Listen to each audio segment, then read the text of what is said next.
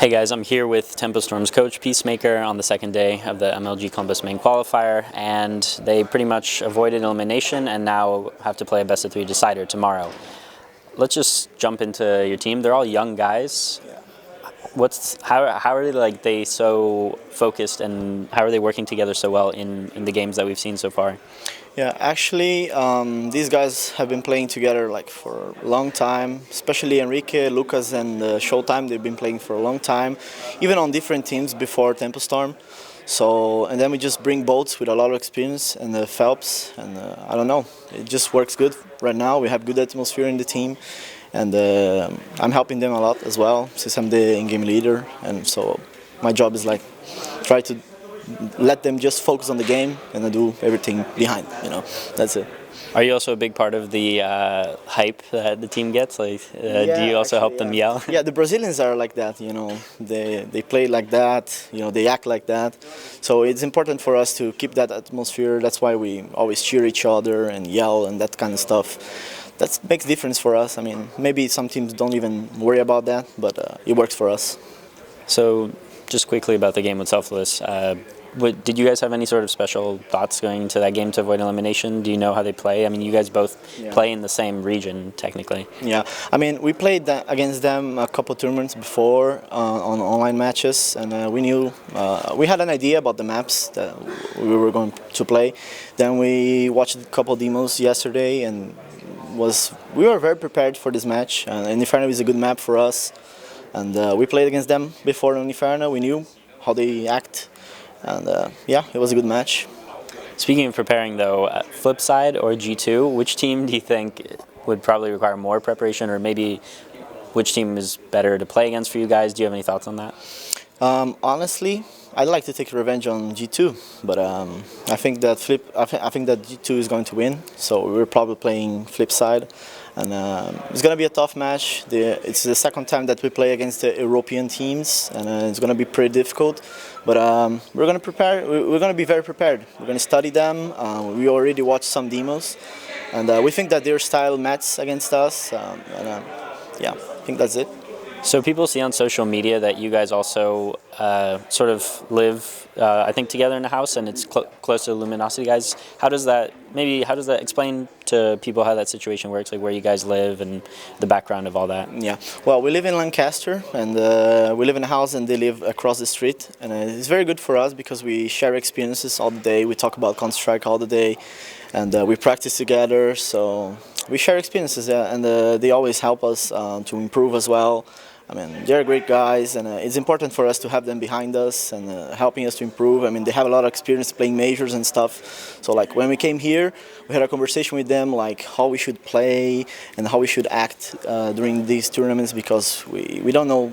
It's our first time playing such big tournament, and I think that's also part of our success. I mean, that helps a lot. And there's one other sort of point that you've raised in the North American scene. You've caused a lot of existential questions for the big teams. Mm-hmm. Do you have any thoughts on that? Why is it that you guys sort of went through the Malmo qualifier, the Katowice qualifier, or do you think that it was really the NA teams that sort of came out bad, or was it just you guys not being appreciated enough as a team? Yeah, well, actually, I mean, they always change lineups. They do the American shuffles and that kind of stuff, and I think that kind of hurts them because they don't spend time together and practice more to see if they can improve. So they keep changing lineups. I think that's not the way, and I think that some of the teams are quite bad compared to when they were playing last year, but I mean, they're good players. They will improve. It's just a matter of time till they practice more and get better. And we know that, I mean, we won these 3 tournaments last month, but we know that until the end of this year they're gonna be better, and we have to get better as well, else we're gonna get crushed. So that's it. I don't watch that many nightly NA streams, but do you guys play some FPL with the other NA pros as well? Yeah, the guys from the team always play FPLs. I mean, it helps a lot them to even improve their English skills. I mean, at the moment it's only me who speaks English, and the guys are learning by playing FPL. And it's nice to practice against good guys, against good players. Do you ever worry they'll pick up some of those bad habits that people talk about? Yeah, actually, yeah. But not really. I mean, the guys are good. I don't think so. Okay, and so what's the preparation? Okay, we can't talk about tomorrow. You know, you guys are going to study and all that. But any sort of thoughts or preparation going into Katowice? Into Katowice, I mean, we're going to play against the best teams in the world. I mean, we still have to learn a lot. I mean, we're going to this tournament to try to play our A game. Otherwise, if we do mistakes, it's like I always tell the guys. I mean, I tell them, hey guys, if we do mistakes against good teams like them, they're going to punish us. That's what happened yesterday against G2. I mean, we did mistakes, they punish us. So we have to play our A game and be very prepared and learn a lot. That's our main goal to go into Katowice. Learn a lot. We know that it's going to be tough, but we're going to be prepared. Okay, so final question. We talked about the strengths of Brazilian Counter-Strike. You guys have a lot of togetherness. You guys hype each other up. Are there any weaknesses? Weaknesses, I mean, in Brazilian community? Community, or in the way maybe players respond to losses, anything, really, anything that comes to mind. Okay, actually Brazilian players, like when they're winning, they're really good, but when they're losing, they start like arguing with each other, tilting. Yeah, that's also my job in this team, to keep them focused. Otherwise, they go crazy, like yelling against each other and stuff like that. But Brazilian community, they also have this problem about changing lineups. You know, they don't stay with the. I mean, we don't have that many tournaments. And when we have tournaments, then they start changing lineups because they don't think they're good enough.